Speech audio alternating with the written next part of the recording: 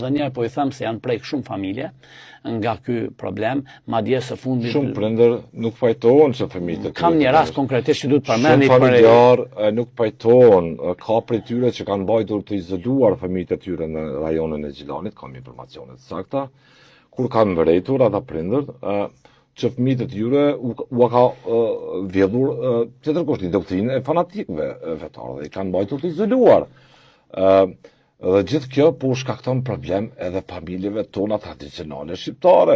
Ky import i kësaj lloji kulture ose ky rekrutim që bëhet nga Serbia kështu me radhë. Kam një shqetësim nga një qytetar i cili jeton në Gjermani, nga Mitrovica, se si vajza dhe bashortja e tij mund të them se janë para një ndarje, nuk komunikojnë fare me ta për shkak të ligjëratave që i dëgjojnë nga imam ekstrem.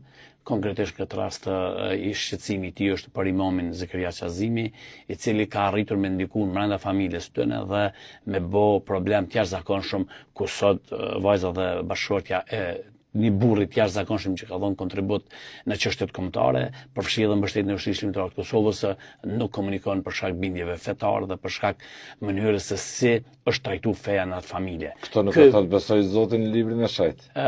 Duhet përmend faktin se ky person i ka adresuar këtë shqetësime në policinë e Kosovës, i kam gjitha komunikimet, është një djalë i jashtëzakonshëm i cili e kam takuar në Gjermani, e mbajmë një komunikim dhe besoj që është i shqetësuar njeriu se si ja kanë shkatruar familjen. Ka prandaj përmend një shembull shumë konkret, duke citu se i njëjti ka ngritur shqetësimet edhe në autoritetet e sigurisë së Republikës Kosovës, madje së fundi e ka muzu se në cilat departamentet të policisë Kosovës ka mundësi që të merr më shumë informacione apo më shumë mbështetje sa i përket rrezikut të radikalizmit të ekstremizmit fetar.